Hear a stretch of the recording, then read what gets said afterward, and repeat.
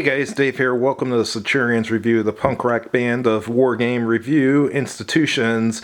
This is Campaigns of Montrose, a year of living dangerously from 1644 to 1645. It's a Decision Games miniseries game. It's a two-player game, and it uses a modified version of the Hands of Destiny system. The author was nice enough to send me a copy to review it. I'd like to thank him for that. Alright, let's see what the blurb on the back says.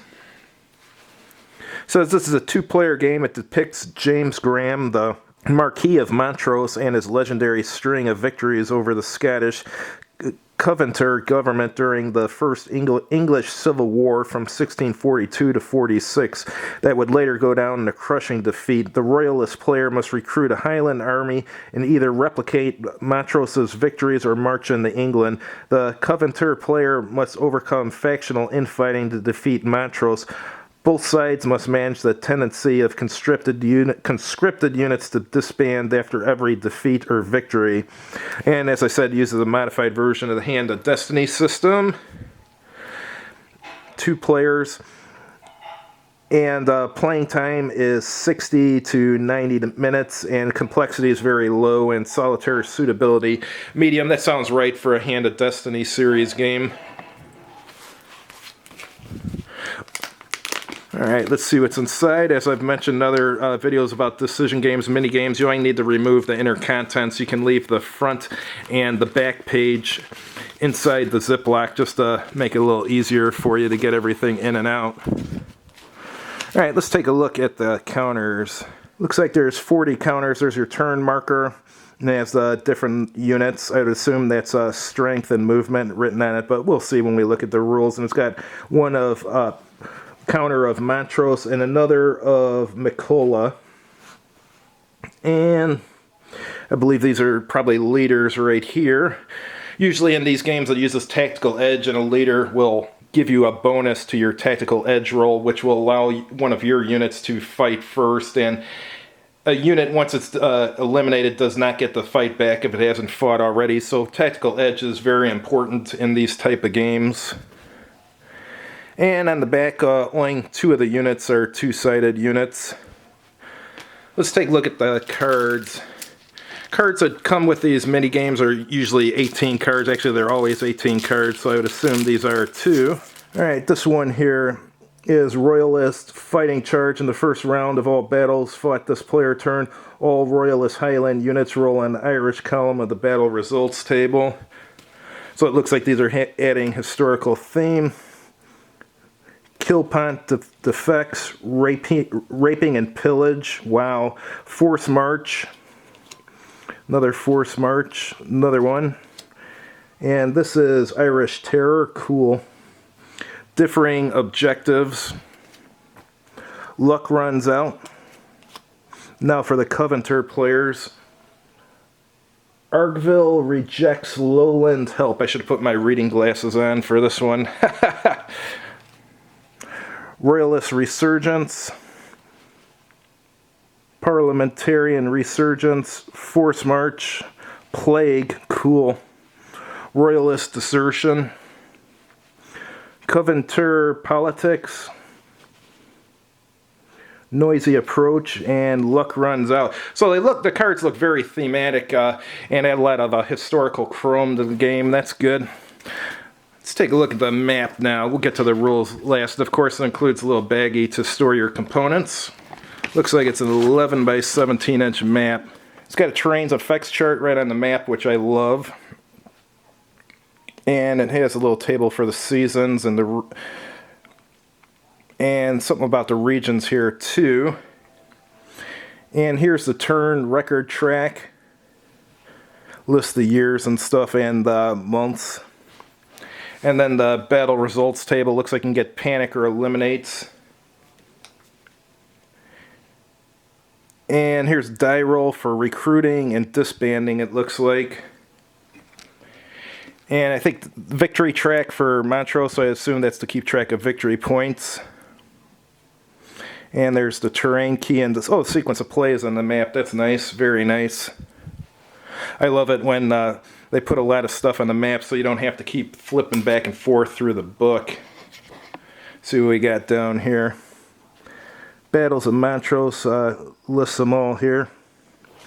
Alright, and this is a point-to-point map, and it has a lot of circles on it, so looks like there can be quite a bit more movement choices in this than you would normally get in the Hand of Destiny series game, so that's cool. You can get a lot more tactical then.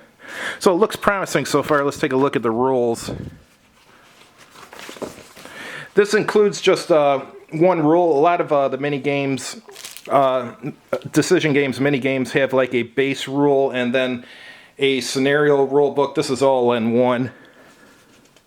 So it starts off going over the components and the playing pieces. Scale, the map scale is indicated by the distance from Inverness to Newcastle being 145 miles as the crow flies, and 12 inches on the map, giving an approximate scale of 765,000th. How to win, that's what we want to know. The Royalist will immediately win if he wins 10 victories over Covenanter forces and burgs, or no Covenanter leaders or combat units remain on the map. That makes sense, that's reasonable. At the end of any game turn that a stack containing Montrose and at least 4 Royalist lowland and or cavalry units exists in any space in England, the Covenanter player, okay, that's for the Royalist. Now we're for the Covenanter player. He wins immediately if the Montrose leader is eliminated for any reason. Makes sense. At the end of the game, if the Royalist player is not won by the end of April-May 1646, or if the Royalist player concedes the game, the Covenanter, being the government, may never himself concede. Interesting. Alright, now it's going over the sequence of play. Royalist player turn, you have a campaign card phase, then a recruiting phase, and the recruiting phase takes place on non-winter turns only. And a march phase, that's when you move your units, and the battle phase, and then a disband phase. For every space in which the Royalist player won a victory against Covenanter combat units or a burg, the player rolls on the disband table to determine how many of his Highland units in that space take their battle loot and go home. That's pretty interesting. You don't see something like that too often in a game. And player turn interphase. And then for the Covenanter player turn, it's pretty similar. Campaign card phase, recruiting phase, which only takes place on non-winter turns only, march phase, battle phase, and disband phase, and then game turn interphase. And rulebooks are now going over the cards, how to use them, and the march phase, which is movement. And it's going over stacking. Any number of friendly units may move through or end the march phase in the same space. So it sounds like unlimited stacking. And there's some movement restrictions that goes over here. And then the battle phase. Alright, determine tactical superiority. So it's similar to the battle in the other mini games. Alright, now it's going over the disband phase in more detail, and then going over his victory track and some rules on winter turns. And it's got some advanced and optional rules such as recruiting, marching, and disbanding, Edinburgh, and pursuit.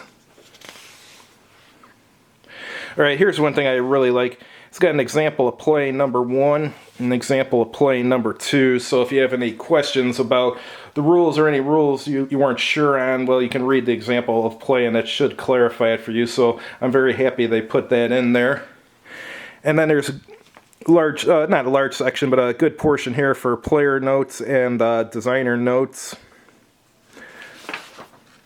And it's got some historical notes, so if you're not too familiar with this period in history, you can read a little bit about it. So this looks really promising, and I'm going to be reviewing it in probably about 2 weeks or maybe 2.5 weeks. So anyhow, stay tuned. I'll have the review ready then. I'll let you guys know how it is. Thanks for watching. If you liked the video, please click like on it. And if you haven't done so already, please subscribe to this channel. And as always, have a good evening.